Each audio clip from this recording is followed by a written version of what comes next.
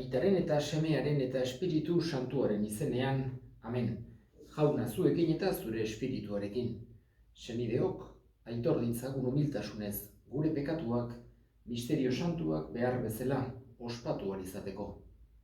Erruki jauna, Kristo erruki jauna, erruki dakigula, jainko guztiz altsua, eta gure pekatuak barkaturik eraman gaitzala betiko bizitzara. Amen. Egin dezagun otoitz. Iguzu jauna, beti bizi gaitezela, zure izen santua maitatuz eta errespetatuz. Eta eraman gaitzazu beti zure maitasunaren oinarri sendoetan bizitzera. Jesukristo gure jaunaren bitartez, zurekin eta Espiritu Santuarekin jainko eta errege bizi baita, gizaldi eta gizaldietan. Amen. Erregeen bigarren liburutik. Egun haietan, Senakerib Asiriako erregeak mezulariak bialdu zizkion Ezekias Judako erregeari, hau esatera. Zure jainkoagan duzu konfiantza, baina ez zaitezela engainatu zure jangoiko horrengatik. Jerusalem ez dela Asiriako erregearen eskuetan eroriko entzun da. Zuk entzun duzu Asiriako erregeek zer egin dieten herrialde guztiei, guztiz ondatu, eta zu libratuko zeralakoan altzaude. Hartu zuen Ezekiasek gutuna mandatarien eskutik, eta irakurri ondoren jaunaren etxera joan zen. Zabaldu zuen gutuna jaunaren aurrean, eta honela egin zuen otoitz. Jauna, Israelen jainkoa, izaki hegadunen gainean esertzen zerana. Zu zera munduko erreinu guztien jainko bakarra. Zuk eginak dira zerulurrak, izan erne belarria. Jauna eta entzun, ireki begiak jauna eta ikusi. Entzun nolako irainak zuzendu dizkizun Senakeribek zuri, jainko bizi horri. Egia da jauna, Asiriako erregeek ondatu egin dituztela herriak eta hoien lurraldeak. Eta suari eman dizkiotela hauen jainkoak. Baina hoiek ez ziren jainko, zurezko eta harrizko irudi hutsak baizik, giza eskuek eginak. Horregatik apurtu ahal izan dituzte. Zuk ordea jauna, gure jainko horrek salbatu gaitzazu Senakeribren eskuetatik. Horrela, munduko erreinu guztiek jakingo dute, jauna, zu bakarrik zerala jainko. Amotzen seme Isaiasek mezu hau bialdu zion Ezekiasi. Hau dio jaunak, Israelen jainkoak, entzun dut Asiriako errege Senakerib dela eta egin didazun otoitza. Hona hemen zer diodan haren kontra. Mespretxu eta barre egiten dizu Senakerib, Sion neska gazte ederrak. Buruari eraginez dabil zure atzetik Jerusalem hiria. Bakar batzuk bizirik geldituko dira Jerusalenen, onik aterako Sion mendian. Jaunaren maitasun garrak egingo du hori. Horregatik, hau dio jaunak Asiriako erregeaz, ez da hiri honetan sartuko, ez dio gezirik aurtiko, ez babeskipien anparoan erasoko, ez betelanik egingo ura hartzeko. Etorri den bidetik bihurtuko da, ez da sartuko hiri honetan dio jaunak. Nik babestuko dut hiri hau eta salbatuko, nigatik eta nire zerbitzari Davidengatik. Gau hartan bertan, jaunaren aingeruak egin zuen eta 185.000 gizon jo zituen Asiriarren kanpamenduan. Orduan, Senakerib Asiriako erregea kanpamendua jaso eta Ninibera bihurtu zen eta bertan gelditu. Jaunak esana, eskerrak zuri jauna. Jauna dut hartzai, ez naiz ezeren beharrean.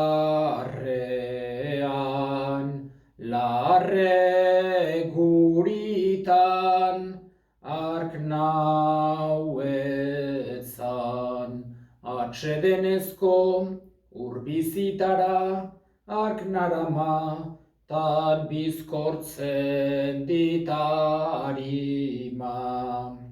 Jauna dut hartzai, ez naiz ezeren beharrean, larre guritan, ark nauetzan.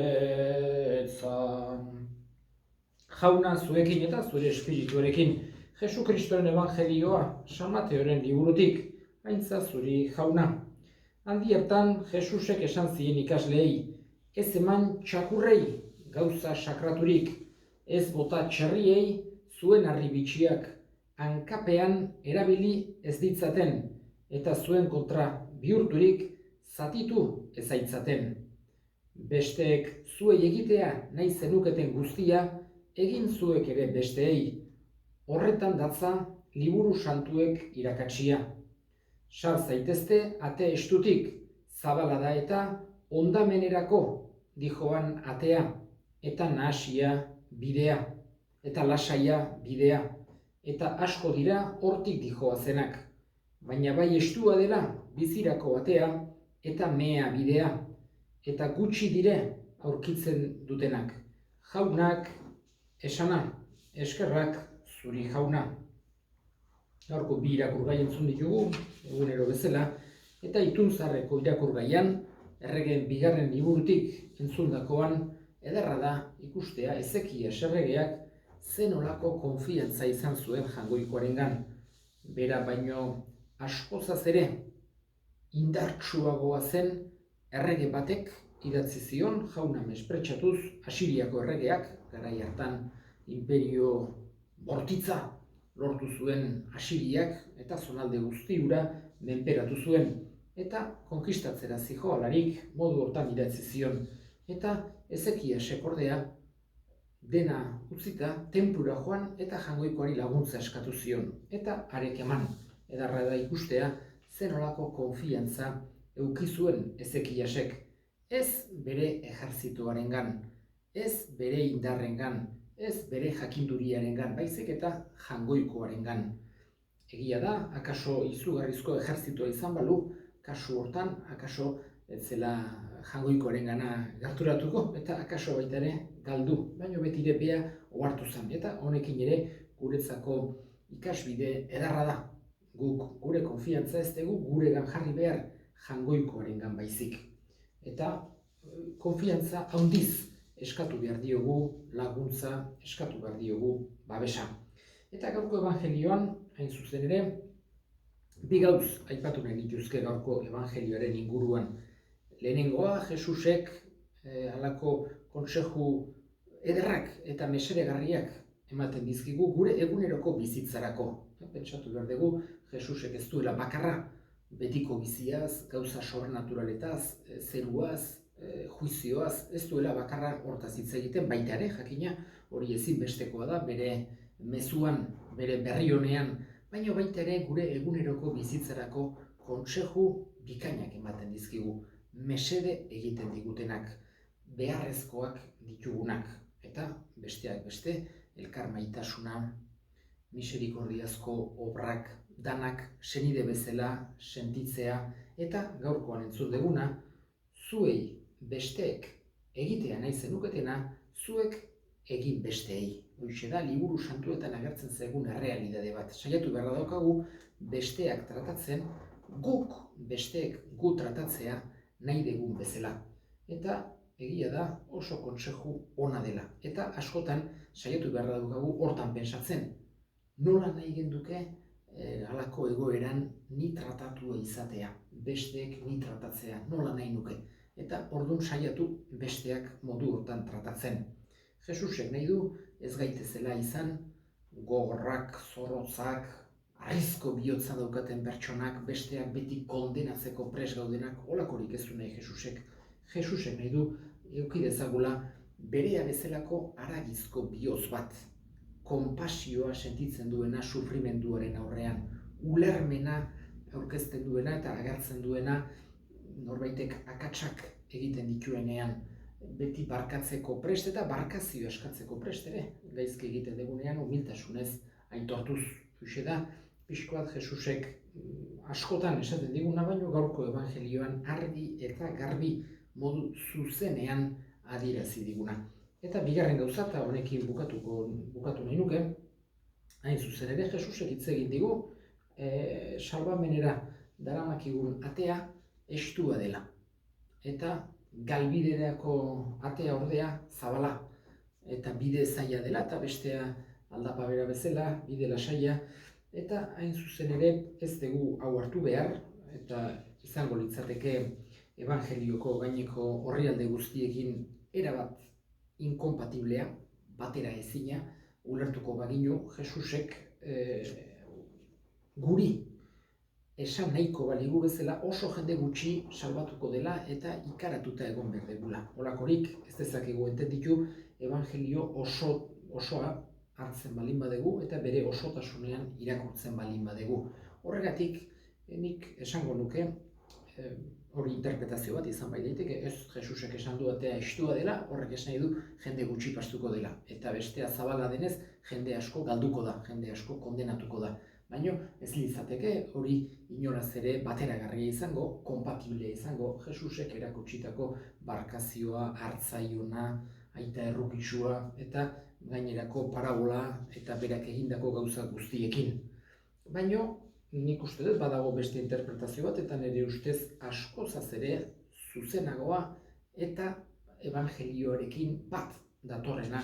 Eta da, salbazioaren atea Jesusek esaten digu estua dela umilak izan beharra daukagulako. Ez arrokeriz, ez soberbiaz, ez inor baino hobea bagina bezala, besteak baino gehiago bagina bezala, ez. Jesusen nahi du naturaltasunez eta alaitasunez, baino umilak izaten saia gaitezela. Eta modu hortan, nik uste dut askozaz ere egokiago interpretatzen dela, Jesus nahi du umilak izatea, umilak ate estutik sartzen geranak. Eta ez arroputzak eta soberbioak eta ate zabaletik bezala joango bagina bezala. Hoixe da, nik esango duke Jesusek erakutsi nahi diguna. Humiltasuna jangoikoaren begietan oso gauza estimagarria da, eta humiltasunak jangoikoarengana gerturatzen gaitu eta gure salbaziorako bidean jartzen gaitu. Eta egin ditzagun orain gure eskariak. Eta eskatuko dugu bereziki jangoikoa ezagutzen ez dutenen alde. Eduki dezatela Jesusekin pertsonalki topo egiteko aukera. Ogia tardoa eskaintzen dizugu, ogi tardoiekin eskaintzen geragu. Senideok egin dezagun otoitz guztiok batean Eliza osoaren oparia jangoikoari eskaintzerakoan, jainkoa goresteko eta gizona salbatzeko. Onartu jauna, adiskidetze eta gorespen opari hau, eta bere indarrez garbituta egizu gure maitasuna zuri eskaintza garbi bezala eman dezaizugula Jesukristo gure jaunaren bitartez. Amen. Jauna zu egin eta zure espirituarekin gora bihotzak jaunagan dauzkagu eskerrak jangoiko gure jaunari. Egokida eta zuzen egokida bai eta zuzen non nahi eta beti zuri eskerrak ematea jauna, aita guztiz, santu, jangoiko alguztidun betiereko horri Jesukristo gure jaunaren bitartez. Bera da zure hitza, beronen bidez egin dituzu diren guztiak, bera bialdu diguzu salbatzaile eta erosle, Espiritu Santuaren egitez gizon egina eta Birjinagandik jaioa. Berak gure nahia betetzeko eta zuretzat herri santu bat irabazteko, gurutzean besoak zabaldu zituen, eta eriotza ezereztuz nagusi agertu piztuera. Horregatik, aingeru eta santu guztiekin guk ere, zure ospetaintza goresten ditugu bihotz batez kantari. Santu, santu, santua, diren guztien jainko jauna, Zeru lurrak beterik dauzka, zure dizdirak. Osana zeru goienetan, bere inkatua jaunaren izenean datorrena. Osana zeru goienetan. Santu zera bai jauna eta santutasun guztiaren iturri. Santu egizkizu bada, ogitardo hauek zure espiritu eixuriz, Jesu Kristo gure jaunaren gorputz eta odol guretzat egin daitezen. Berak saldu zutenean eta bere gogoz gurutzera zijoala ogi hartu, eta eskerrak emanez zatitu zuen eta bere ikaslei eman zien esanez. Hartza zuen, eta jan guztiok ontatik, hau nere gorputza data, zuentzat emango dena.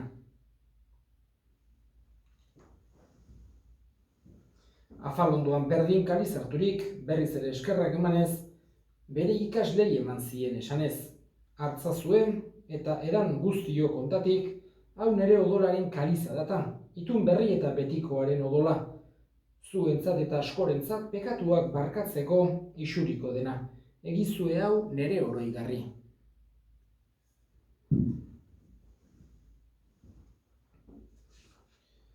Hau da sinismenaren misterioa, hil eta piztu zerala jauna, zu berriz etorri arte, hau dugu hau berri ona. Horregatik jauna, zure semearen eriotza eta piztuera gogoratuz, biziaren ogia eta salbamenaren kaliza eskaintzen dizkizugu zuri eskerrak emanez, aldarean zure sarbitzari onartu gaituzulako. Eta apalik eskatzen dizugu Kristoren gorputz odolak hartzen ditugunok Espiritu Santuak bat egin gaitzala. Gogoan izan jauna mundu guztian zabaldurik dagoen zure elizan. Eramazu maitasun osora Frantzisko gure ita santuarekin, Carlos gure hartzaiarekin eta Eliz gizon guztiekin batean. Gogoan izan jauna pizteko itxaropenean joan diren gure senideak eta hildako guztiak, harritzazu zure aurpegiaren argitan. Errukizak izkigu horren, guk guztiok betiko bizitza iritsi dezagun, Jangoikoaren Ama Maria toatsuarekin, San Jose bere senarrarekin, apostolu santuekin eta gizaldi guztietan zure adiskide izan diren santuekin, haiekin batean gore zaitzagun Jesu Kristo zure semearen bitartez. Honen bitartez, honekin eta honengan, zuri eta jangoiko alguztidun horri Espiritu Santuarekin batean, ospe eta eintza guztia, gizaldi eta gizaldi guztietan. Amen.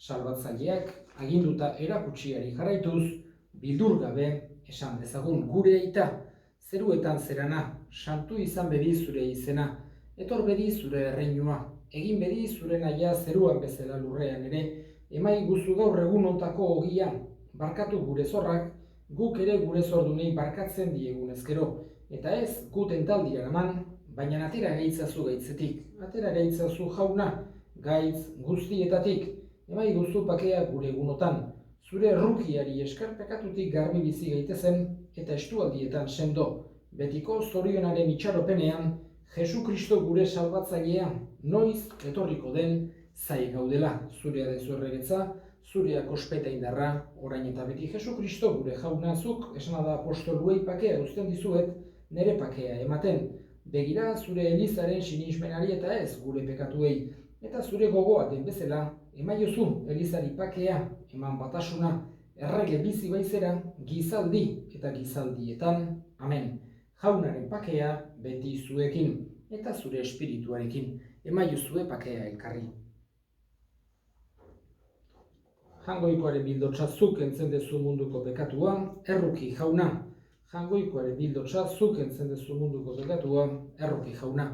Jangoikoaren bildotsa zuk entzen dezu munduko pekatua, emai guztu pakea. Ona hemen jangoikoaren bildotsa, ona munduko pekatuak entzen duena, zoriontsuak jaunaren maira deituak. Jauna niz naiz inor, zu nere etxean sartzeko, baina esan zazuiz bat eta sendatuko naiz.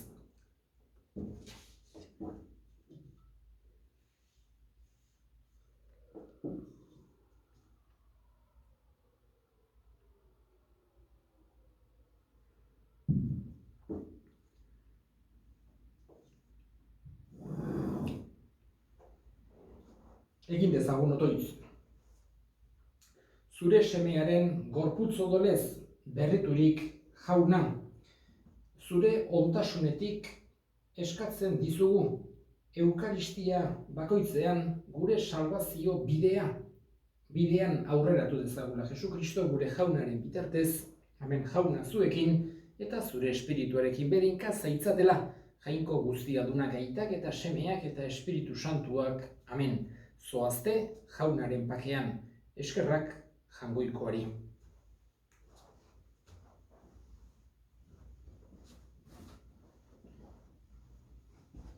Gure ondoan jauna, egon zaitez beti, zuzera gure bide eta gure bizi. Zuzera jauna zu gure hartzai eta gu zure hartalde. Nora ezean ibiltzen gera, ardi gaixoak zu gabe. Nora ezean ibiltzen gera, ardi gaixoak zu gabe. Gure ondoan jauna, egon zaitez beti, zuzera gure bide eta gure bizi.